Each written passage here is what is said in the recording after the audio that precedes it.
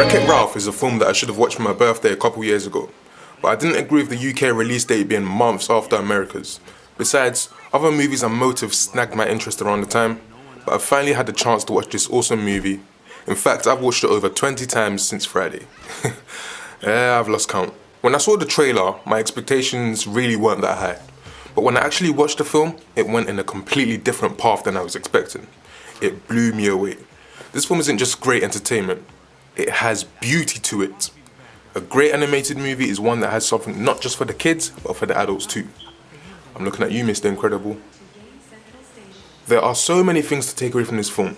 For example, it teaches you that you have to make a name for yourself, fight for yourself, and get what you want. Never let anyone walk over you, and if you disagree with something, then it's your responsibility to speak up and not bottle up. And that's what Ralph did. For 30 years, he's been assigned to his role of being the bad guy in a video game. He also gets treated badly for doing his job. People look down on him without realizing how important he is. Without giving much away, we all have roles, and when Ralph isn't around to perform his role, everyone freaks out and finally sees that they need him. The most surprising thing about this movie is the journey it takes you on. We as the viewers get to see how much of a nice guy Ralph is, but no one gives Ralph a chance because Ralph is Ralph. On the 30th anniversary of his game, he decides he's had enough and embarks on his path to make a change. Jeremy Johns, the reviewer, called this movie the Toy Story for the new generation, and at first I couldn't see what point he was trying to make, but I think he's spot on. The video game characters live in a seriously creative universe full of untapped imagination, where the characters make the humans happy and the humans make the characters happy, much like Toy Story. In the film, Ralph bumps into a character who isn't exactly a bad guy, but does get treated pretty badly. Like an outcast, a reject, and this ends up bringing Ralph and her together. Yep, I'm talking about Vanellope. Some call her annoying, including Ralph himself, but I actually found her incredibly cute and likable. Why? Because I understand her. She's basically had no one to talk to or play with for years. She gets treated like crap, and after meeting Ralph and realizing that they both need something, she makes sure they work together. Smart move. Cheeky, but smart. You meet Vanellope in Candyland, and my goodness, what a beautiful place it is. The environments are extravagant, decadent, and powerful enough to make you dream.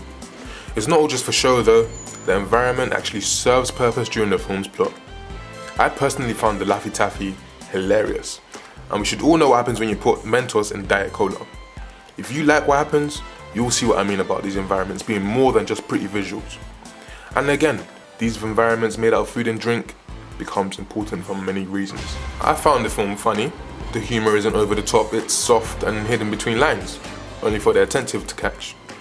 If you're a gamer, you will enjoy this film even more, especially if you're a retro gamer, as some of your favourite characters will make appearances and video game references are spread here and there. Who remembers Gran Turismo 2's glitches where you could drive through certain parts of the wall and end up out of the track? A similar theme is included in this movie, and it really does make me appreciate the film even more. Or how about Calhoun bringing huge secondary guns out of thin air, as if it were a video game. These little details really did stun me. I feel like the film was made for me, us gamers. It's not just a movie about gaming and video games, it is for gamers. But that doesn't mean non-gamers can't enjoy it. This film really is great all round. Speaking of games, I want that Sugar Rush game. I want it. And I don't mean these itty little bitty flash games, I mean a full-on HD beauty for the PS4 and Xbox One. Make it happen, Disney. You got my money. Back to the topic. I must commend all the voice actors, but if you ask me, Jane Lynch as Sergeant Calhoun and Sarah Silverman as Vanellope really stood out. Stole the show even.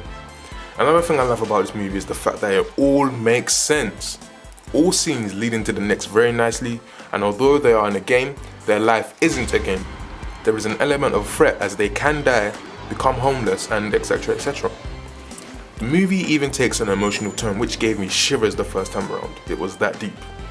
Also, each character's desires are understandable. Yes, even Turbo's. Turbo-tastic! Oi! Is that Turbo? If you think you can come into my review and mess things up, you've got another thing coming. Right, as I was saying, I don't know what makes me continue to watch this film again and again. Maybe it's the way the universe indulges me. Maybe it's the way the movie reminds me of my nostalgia-induced Crash Team racing days. Maybe it's the way the film surpassed my expectations.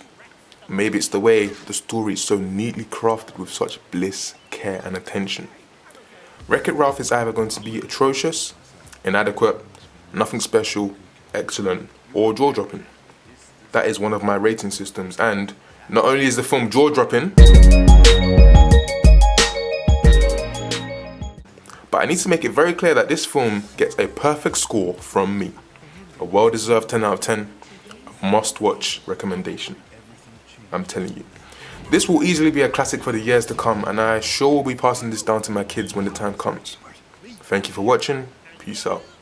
Everything clap. Everything clap. Everything clap. Everything clap.